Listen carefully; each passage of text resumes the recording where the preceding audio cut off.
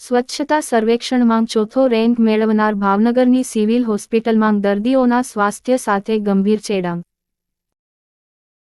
ભાવનગરના પ્રજાવત્સલ મહારાજાએ લોકોના સ્વાસ્થ્ય અને સુખાકારી માટે અનમોલ હોસ્પિટલની ભેટ આપી હતી, પરંતુ હાલના શાસકો એની યોગ્ય માવજત કરવામાં ઊણા ઉતરી રહ્યા છે.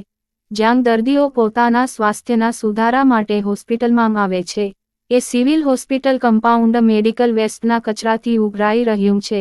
જ્યાં જુઓ ત્યાં વપરાયેલી સિરિંજ, ઇન્જેક્શન, સલાઈન, કોટન સહિતનો વપરાયેલો મેડિકલ વેસ્ટ નજરે ચડી રહ્યો છે. કરોડો રૂપિયાના સાધનો હોવા છતાં યોગ્ય રીતે નિકાલ કરવાના બદલે મેડિકલ વેસ્ટને હોસ્પિટલના કમ્પાઉન્ડમાં જ જેમતેમ ફેંકી દઈ દર્દીઓના સ્વાસ્થ્ય પર જોખમ ઊભું કરવામાં આવી રહ્યું છે. ત્યારે યંત્ર હવે ક્યારે સુધરશે એ જોવું રહ્યું.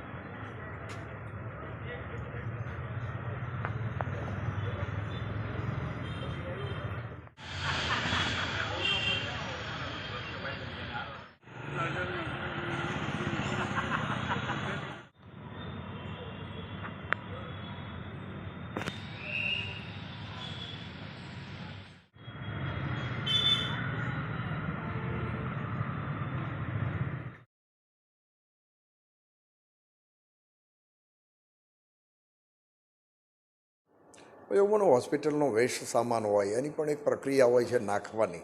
પણ કમનસીબે ભાવનગર સર્ટી હોસ્પિટલમાં એક તો ગંદકીવાળો, જ્યાં જુઓ ત્યાં ગંદકીવાળો, અને ખાસ કરીને અમુક દવાઓ જે ચાલુ દવાઓના પેકેટ અમુક જગ્યાએ પડ્યા હોય, બાટલાઓ પડ્યા હોય છે. વેસ્ટેજ કચરો હોય તો સમજ્યા, પણ વેસ્ટેજ કચરો પણ નાખવાની જ્યારે ડૉક્ટરો સલાહ આપતા હોય લોકોને કે અમુક કચરો અમુક જગ્યાએ જ નખાય, કમનસીબે સિવિલ હોસ્પિટલમાં આ કોઈ નિયમો પાળવામાં આવતા નથી. અનેકવાર રજૂઆત કરવા છતાં પણ હજી પણ કૂતરાઓનો ત્રાસ છે. અનેક જગ્યાએ સ્ટ્રક્ચર બધાએ સાધનો છે એ પણ તૂટી ગયા છે. પણ હું એવું માનું છું કે આ સિવિલ હોસ્પિટલમાં આ શાસકોને અધિકારી ફક્ત બહુ મોટી વાતો કરે છે, નહીં કે એના જે પરિણામો સારા પરિણામો એ લાવી શકતા નથી.